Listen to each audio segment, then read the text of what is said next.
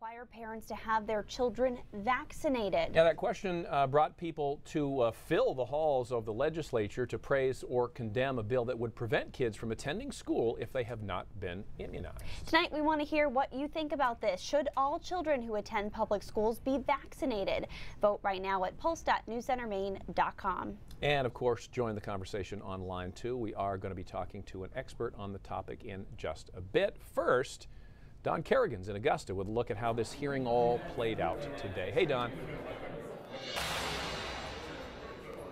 Hi, Lee and Lindsay. You know, this is about as emotional an issue as you get in these debates here in the State House.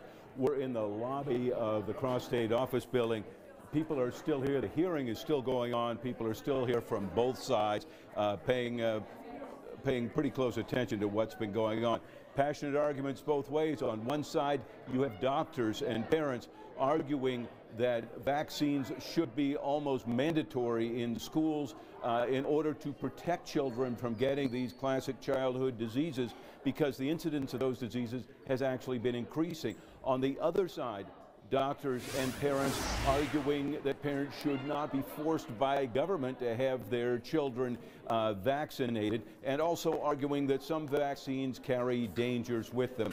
The bill would eliminate, as we've said, two of the three exemptions to the state's vaccine law, leaving only a medical exemption available to parents, which several of them have told us repeatedly that it's very hard to get. As we said, been debate both ways, and of course there's the concern that a lot of parents have talked about, that if this change goes through, students or children who are not vaccinated would not be allowed to attend public schools or private schools, presumably forcing them to only be homeschooled. So a lot swirling around this issue. The school part is why it's being heard by the Education Committee. So Lee and Lindsay, there's a lot at stake here in many different directions. Yeah, a lot of things would happen if this change happens, but is there a chance that there wouldn't be a change at all and the law could just stay the way it is, Don? That's certainly a possibility. That's what the opponents want, and the legislative committee could do that. Would opt to keep the other current exemptions, which are for religious or philosophical reasons to not have your children vaccinated. But as we said, there's pressures being applied both ways. Supporters of the bill arguing that these childhood diseases are increasing in frequency around the country, and even in Maine, where at Falmouth High School, we were told today they have 4 cases of pertussis, whooping cough, which prompted the Maine CDC to declare an outbreak in that location. So these issues are very real even in Maine. Wow, interesting. All right, Don, thank you very much. And again, we'd like to know what you think about this. The question is, should all children who attend public schools, and that's important, should be vaccinated? Vote on our Pulse poll. Head to pulse.newscentermaine.com. And to talk more about this topic, Cameron O'Brien joins us now with a social reaction. Cam? Hey guys, so vaccines are always a hot topic on social media, with a lot of people sounding off on what they should or what should or should not be allowed by Maine government. So here is what some people are saying on our posts. We have a woman named Loretta who said, now, if we don't live with a threat like polio or smallpox, people have become lulled into a false sense of security. You're choosing political ideology and anecdotal stories over health and safety. And then another woman named Samantha says, on one hand, I feel like vaccines should be a choice, but on the other hand, I don't want my kids getting measles. And Crystal says they have a choice. If you don't want to vaccinate, homeschool. So with me now, I have Dr. Dora Mills. She's a Chief Health Officer at Maine Health, also a pediatrician. Now, as you know, we've heard from Dawn, and we've heard for a couple days now, this is a very intensely emotional issue for a lot of people. So where does the line between personal freedom and public health and safety, how do you negotiate that? How did you negotiate that as a pediatrician in your practice? Well, to me, this is like one of those social contracts that we make. Yes, there is an issue of personal liberty, but yes, there is also an issue of our contract with communities. Mm-hmm. So for instance, we don't allow smoking in schools. And it's because it's bad for the smoker, but it's also bad for that whole community. It harms the rest of that community. So just like that, with vaccines, if we allow unvaccinated children in our schools, that not only puts them at risk, it puts the entire school, that entire community at risk. And nobody is saying you're mandating people to take vaccines. It's just, if you're going to go to school, that's part of the social contract that we have. And so you can also homeschool your children, as somebody on social media mentioned. And then one of the tenets of this law being that these philosophical reasons for not being vaccinated would be removed. What are some of those reasons that you encountered in your practice that people would come to you with? Well, Philosophical exemptions are, a lot of people just, they don't want to vaccinate their children. They hear things on the internet. They hear a lot of myths. There are a lot of myths around about vaccines that unfortunately are perpetuated, I think, a lot by the internet. And also, some of the forms, it's actually easier to just check off a philosophical or religious exemption than it is to get your child vaccinated. And to me, we ought to make it easier to get it vaccinated and harder to get those exemptions. But this is also, again, it puts all of our children at risk, and particularly children who have, and the teachers who have immune compromised systems. So they've had cancer, they have an autoimmune disease, on chronic steroids. They cannot either get vaccines, or they've lost some of their immunity and cannot get revaccinated yet. So to put all of them at risk for these deadly diseases, and for them, these diseases can be deadly. Why are we going to put all of them at risk? And I think it's important to note that for most of these diseases, people are contagious, and very contagious, before they come down with the symptoms. So you can't just wait until there's an outbreak and say, okay, we're going to pull all the unvaccinated kids out of school, because they've already been exposing people before they've come down with the symptoms, those who are contagious. Dr. Mills, thank you so much for your time. This is a conversation that will continue for days and weeks and months. Luckily, Dr. Mills has been kind enough to stick around to answer some of our questions on the YouTube live stream. So if you'd like to chime in there, now is your chance. Lee and Lindsay. All right. Sounds good, Kim. Thank you very much. Well, definitely felt a little colder starting out there this morning. We've been spoiled the first couple days this week, don't you think? Spoiled is good, though. I'll take it this time of year. You know what's weird? My wife said the same thing, and it was basically the same temperature today. I thought it felt colder colder. today, too. Yeah. I was like, We're right, Katie. and so is she, but that's just like a general Okay, good. Glad you know that. that happens to happen. Yeah, it was, we get to 40 yesterday. We're in upper 30s, a lot of spots, 40 in Lewiston, so there wasn't much of a difference. I think it was that there was some milky cloud cover today. And don't forget, the sun angle this time of year is the same as it is in the fall, so it's getting stronger. That makes it feel roughly 5-6 degrees warmer, so that might have been where people saw the difference. Clouds racing in over the past couple of hours, starting to thicken over western Maine, and some snow out there. No matter how many times I've mentioned this since last Thursday to now that we're going to get a little snow overnight, I know people are going to tweet me tonight and say, like, why is it snowing? What's going on? I thought it was going to be warm all week. Here it comes out of New Hampshire and Vermont, and it's not a big deal, but it will move through tonight over southern and central Maine and put down a coating to up to a ½ inch of snow. Now, I already told my plow guy not to bother with that. One, because I don't want to pay for it, but two, because it's going to melt tomorrow into the 40s, easily mid-40s. And if it doesn't melt all tomorrow, it'll definitely melt on Friday. Guys, we got 50s on Friday, but a few of us might push into the 60s. Very nice. But I like you're not the going to sound tell of that. who until later on. Yeah, you can probably guess, though. Yeah. Sanford. It's not Presque Isle. Yeah, fair enough. Well, everybody seems to be talking about this story. Merit doesn't matter. That's how many people are feeling today after the college admissions scheme, where the FBI says rich families paid extreme amounts of money to get their kids' SAT scores changed or admitted to well-known colleges or universities under false pretenses. Yeah, Chris Costa spoke to a college admissions consultant who says this is not particularly surprising, right, Chris? Yeah, Lee and Lindsay, at the end of the day, colleges are businesses which make money from families paying tuition. Now, families spend hundreds, if not thousands of dollars on test prep, visiting schools, and to hear that all of that time and effort is being overlooked is certainly frustrating. Destiny Reed is the first in her family to go to college and had to work hard to get into the University of Southern Maine. You're not going to get anything from it if you don't work for it yourself. Fake test scores, fake athletic credentials. The opposite of what happened with the newest scandal after an investigation by the FBI found parents paid enormous sums of money to guarantee their children's admissions to recognizable colleges. It's not right at all. It's disappointing, honestly, that students are getting away with it. Shocked is not an adjective that I would use to describe this. Why not? Because college has long been a business. Kim Lebrecht is a college admissions consultant, helping kids navigate this stressful and time-consuming process. And for many families, it's one of the largest investments that they'll make outside of a home purchase. You can only imagine the lengths that families and schools are going through in an effort to maximize their students' competitiveness. Families spend hundreds of dollars on application fees alone, not to mention test prep or visiting schools.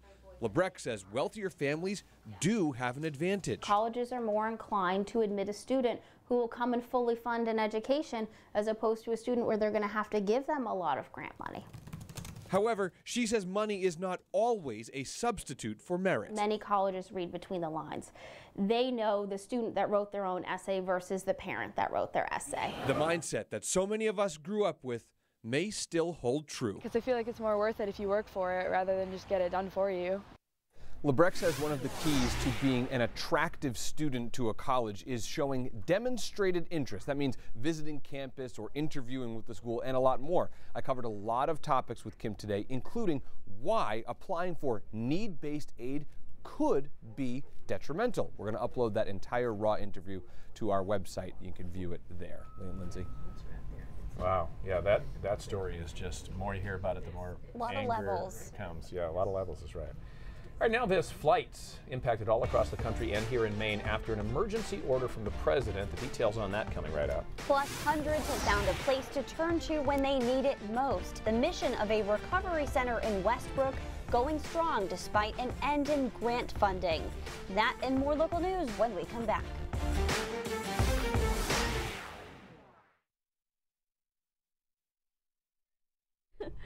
I was having a little bit of a struggle loading YouTube because I think we got to go to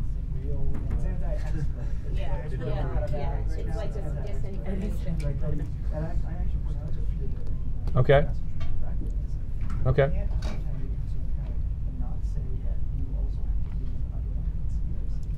Is there a VO on I it don't too, think or I no? teased it. Okay.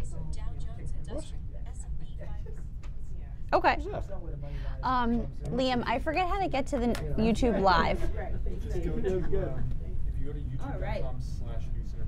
/NewsCenterMaine. So Dr. Mills, if you can step over here. All right. I'm just trying to load this up so we can see what people are saying. YouTube. Yeah, I'm sure we're getting a lot of people together. Look, it's on Facebook. This is, so Facebook's down today for some reason. Weird. I know. And Say that again, Liam. YouTube. YouTube.com/NewsCenterMaine. Center. So funny. And it should be like prioritized because it's live. See it. It's like amazing how much we depend on Facebook now. I know. Right? Where it's like, So let's see. Go. Live now. Cool. There we go.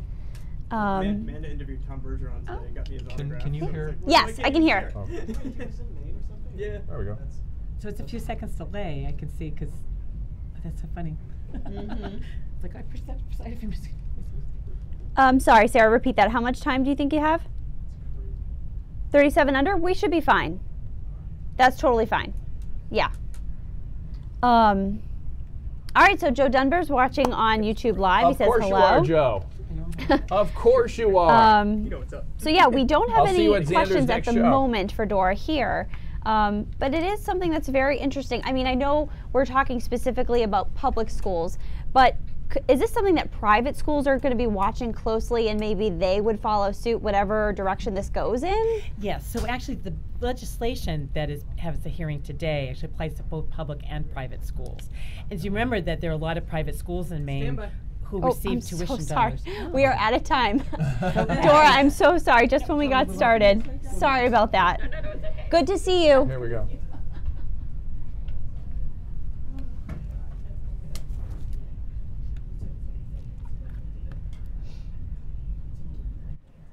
All All right, we're back with some national headlines. Former Trump campaign manager Paul Manafort was indicted in New York City today, moments after he was sentenced to more prison time in Washington. Manafort was indicted by a Manhattan grand jury in connection with a multi-million-dollar mortgage fraud scheme. He's facing 16 counts related to residential mortgage fraud and conspiracy. We'll have much more on this story tonight on News Center Maine at 5:30. And the president is issuing an emergency order grounding all Boeing 737 MAX 8 and MAX 9 planes. This comes after, of course, that crash of an Ethiopian airliner. 157 people were killed. Many other countries have already barred the Boeing 737 MAX 8. Mr. Trump saying pilots and airlines have been notified. And the Portland Jetport has put out a statement as well, saying there are no Boeing 737 MAX planes scheduled to operate from the Jetport for the remainder of the day today. But Southwest does use those planes in and out of Portland, so that airline will be affected. There are no 737 MAX 8s that operate out of the Bangor airport. The murder conviction that was erased after former Patriot star Aaron Hernandez died has been reinstated. The highest court in Massachusetts ruled that the legal principle used to erase the conviction was outdated and unfair to the victims. Hernandez was found guilty in 2015 of killing semi-pro football player Odin Lloyd, and that conviction was erased after Hernandez killed himself in prison in April of 2017. Still ahead, how those suffering with substance abuse are finding support in Westbrook, one phone call or text at a time. And by Friday, we'll be feeling some spring-like temperatures, but that might come at the cost of rain. Keith explains when we come back.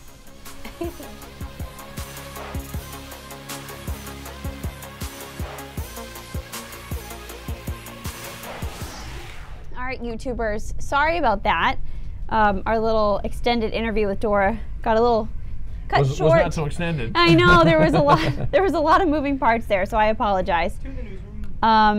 But yeah, thanks for joining us here on YouTube. All right, so I see Joe Dunbar. Is there anyone else there? Nope. Well, okay. we do have private broadcast. This will tell us how many are watching, 8 and this will be the. Okay. Yeah. Where are we going? Over there? Yes. We're going to the newsroom actually. Oh, okay. Yep. I have to. Lindsay has to hold my hand through this. No. I do need my vertical enhancement device.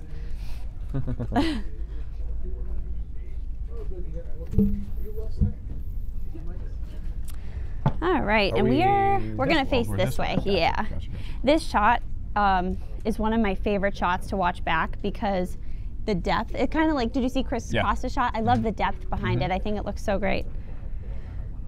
We don't really have. This is the toss my package. Right. We don't have to stick to this verbatim. We can toss however you would like.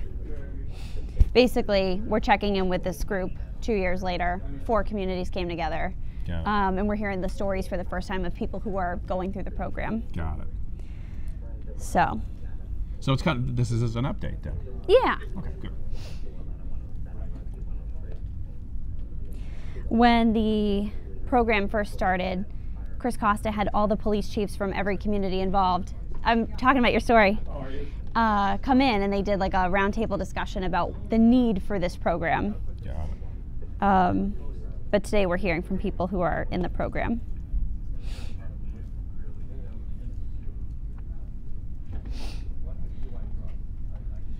The funniest thing for me doing these 2 shows is how fast it's done. I'm used to being The morning show is a marathon. Yeah. I agree. It's like you blink and it's over.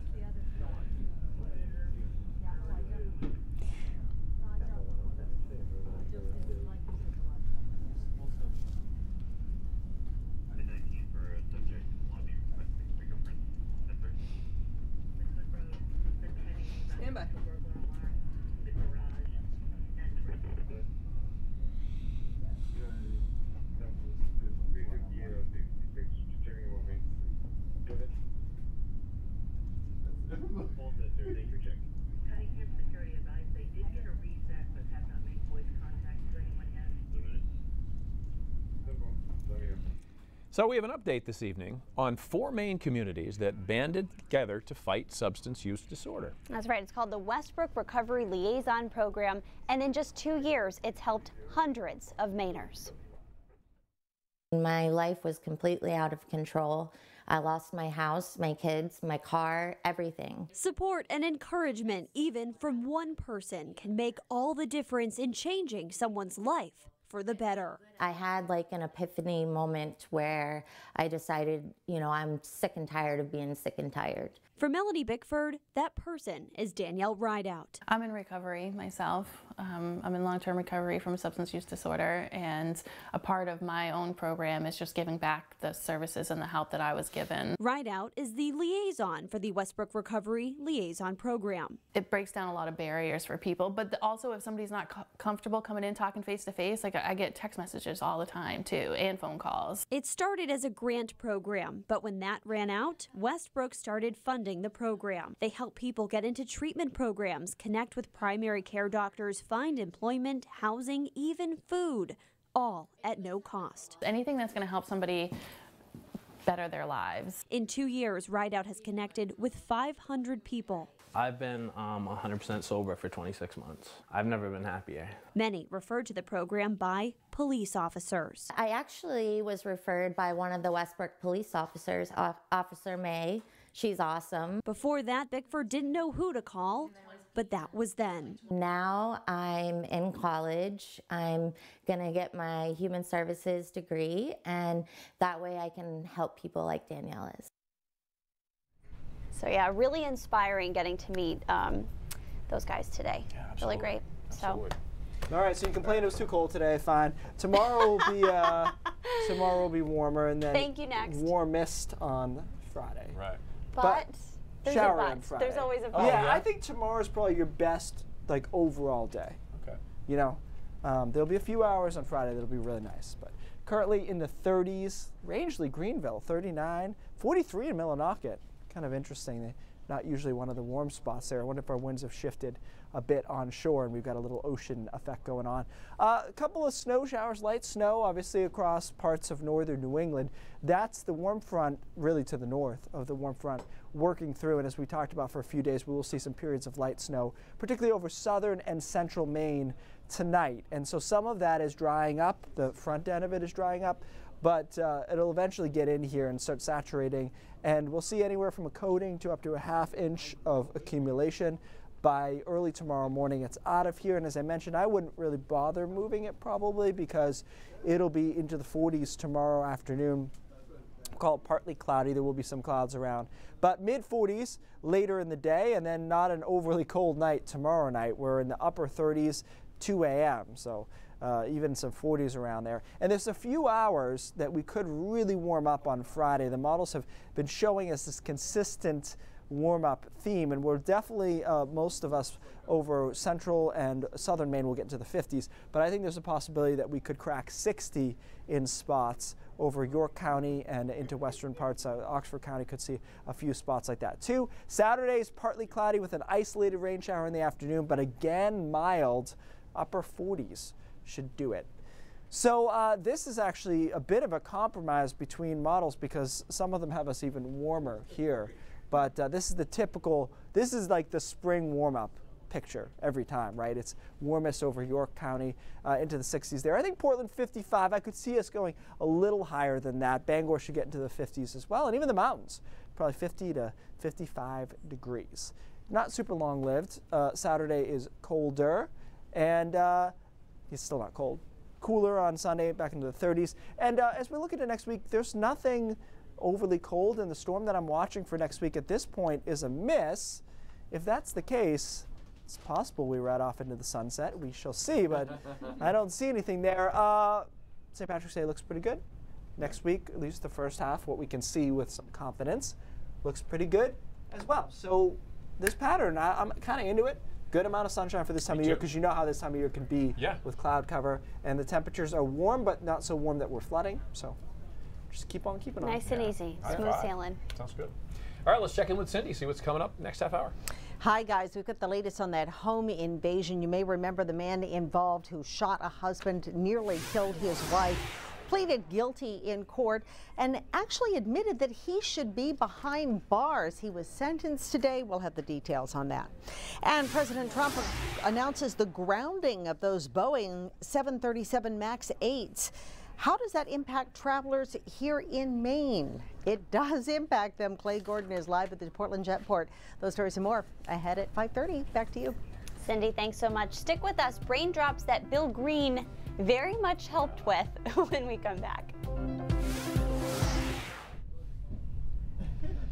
Alrighty, I'm on the road. Arrivederci. Thank you. Awesome. Goodbye. Normally we make you stay for this. I know. We got the pulse before the raindrops. Oh, good. I can't wait to see the results. It's a very scientific and important poll. We're not qualified to talk about vaccines. What do you think of vaccines? I'm very curious to hear this raindrops. Will probably be better than Kentucky. I think Maine's probably getting more vaccinations. Oh, yes. Oh, I saw this great meme, I guess. It was like, Yeah. You can't find Kentucky? Here's a helpful hint. Did you see that? It's like chef's hat, cook, and then plate. Tennessee's the plate, and then it's like Kentucky Fried Chicken. And That's funny.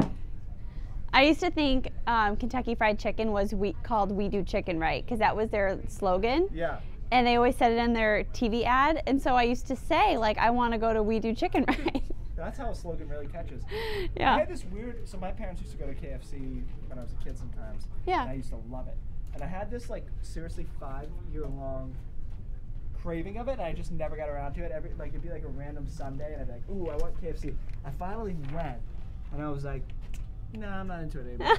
Isn't that funny how your tastes change over time? My wife and I did that with Pizza Hut. We used to love Pizza Hut when we were kids. And now you're over it? We got the pizza. We're just like, this is awful. This is not good anymore. There's a place called Ziggy's. Is it on Congress? It's off Congress here in the West End. They do fried chicken, and it's really good. Yeah. Like it's right when we came back from Georgia, we were like, let's try it. And it wasn't the same. Yeah, but it's as close as you can get up here, I think. Really? Fried chicken, yeah. There's definitely a fried chicken shortage in Portland. Yeah, no, this place is awesome. It has a pickup window. You just go outside. Are we starting out a single shot? Yeah, just okay. Probably a good idea. Yeah. Yeah, we're gonna keep Keith out of this it's one. It's not gonna save us from what I'm gonna say, probably. But at least you don't have to be involved in it. That's what Rachel used to ask. Yeah. Just don't get me in trouble. That was Rachel's. I love it. What a quitter she is.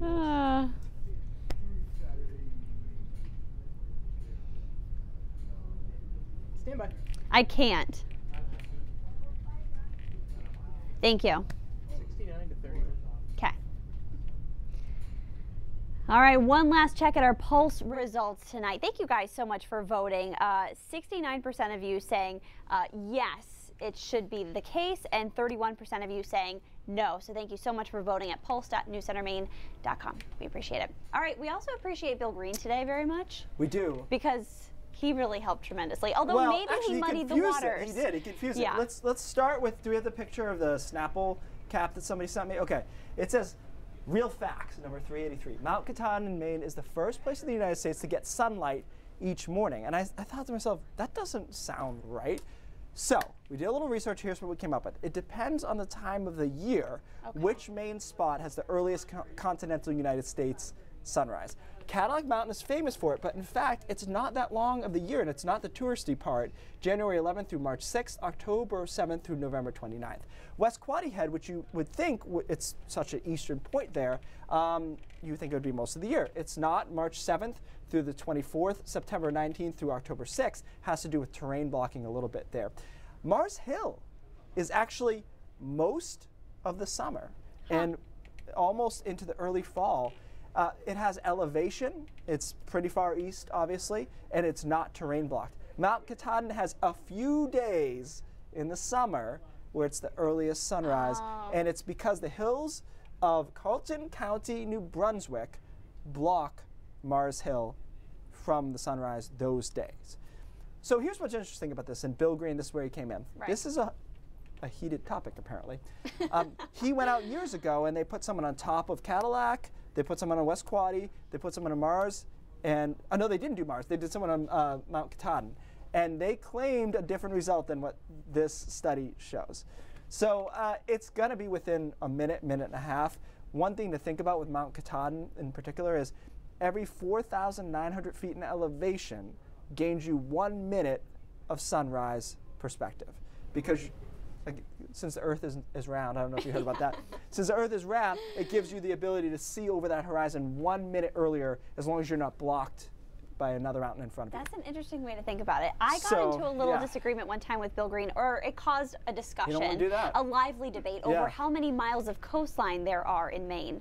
Because some people count just the coast of the mainland, but then others want to count the circumference of every island. Ooh, I think so that should that's count. where the debate is. What do you think? I think islands should count. I think it should count too. Yeah, absolutely, because those are coasts. The most lighthouses in the United States. People are always shocked that it's Michigan. Very good. This is one of those. That Snapple, just shocked me. Fix your cap though, because that's really misleading. Snapple's like, don't at me, Keith At Carson. Snapple. News Center Maine at 5:30 starts right now. Bye guys on YouTube.